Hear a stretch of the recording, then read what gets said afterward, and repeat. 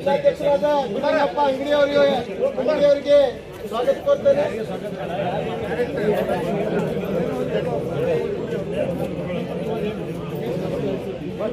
ಇವತ್ತು ಬಿಜಾಪುರದಲ್ಲಿ ಭಾರತೀಯ ಜನತಾ ಪಕ್ಷ ಕಾಂಗ್ರೆಸ್ ಸರ್ಕಾರದ ವಿರುದ್ಧ ಹೋರಾಟವನ್ನು ಹಮ್ಮಿಕೊಳ್ಳುವ ಮೂಲಕ ಕೂಡ ಅಲ್ಲಿ SIR ನಡೆದಂತ ಸಂದರ್ಭದಲ್ಲಿ ಅವರು ಅನಧಿಕೃತ ಅಂತಕ್ಕಂಥದ್ದು, ಅವರು ಬಾಂಗ್ಲಾದೇಶಕ್ಕೆ ಅಂತಕ್ಕಂಥದ್ದನ್ನು ಗುರುತಿಸಿ ಇವತ್ತು ಹೊರ ಉಳಿದಂತ ಸಾಕಷ್ಟು ಲಕ್ಷ ಜನ ಪಶ್ಚಿಮ ಬಂಗಾಳದಿಂದ ಬಂದಿದ್ದರಿಂದ ಅವರನ್ನು ಕೂಡ ಅಧಿಕೃತ ಮಾಡಿ ಇವತ್ತು ಕಾಂಗ್ರೆಸ್ ಸರ್ಕಾರ ತನ್ನ ಮತಗಟ್ಟೆಯನ್ನು ಗಟ್ಟಿ ಮಾಡಿಕೊಳ್ಳಕ್ಕೆ ದೇಶದ ಭದ್ರತೆಯನ್ನು ಹಾಳು ಮಾಡಿ ಇವತ್ತು ಮಾಡ್ತಕ್ಕಂಥ ಈ ಕೆಲಸಕ್ಕೆ ನಾವು ವಿರೋಧ ಮಾಡ್ತಕ್ಕಂಥದ್ದು.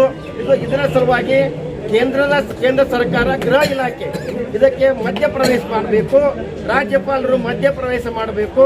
ಯಾಕಂದ್ರೆ ಭಾರತ ಸಂವಿಧಾನದಲ್ಲಿ ಇವತ್ತು ಎಲ್ಲ ನಾಗರಿಕರಿಗೂ ಒಂದೇ ಪೌರತ್ವ ಕೊಡ್ತಕ್ಕಂಥ ಕಾನೂನು ಇದ್ರೂ ಕೂಡ ಈ ಕಾಂಗ್ರೆಸ್ ಸರ್ಕಾರ ಏನು ಕಾಯಂ ನಿವಾಸಿ ಕೊಡ್ತಕ್ಕಂಥ ಪ್ರಮಾಣ ಪತ್ರ ಕೊಡುವ ಮೂಲಕ ಅವರನ್ನು ಒಂದು ಸಪರೇಟ್ ವರ್ಗವನ್ನು ಮಾಡಿ ಇವತ್ತು ರಾಜ್ಯದಲ್ಲಿ ಅರಾಜಕತೆ ಹುಡ್ತಕ್ಕಂಥ ಕೆಲಸ ಮಾಡಕತ್ತೈತಿ.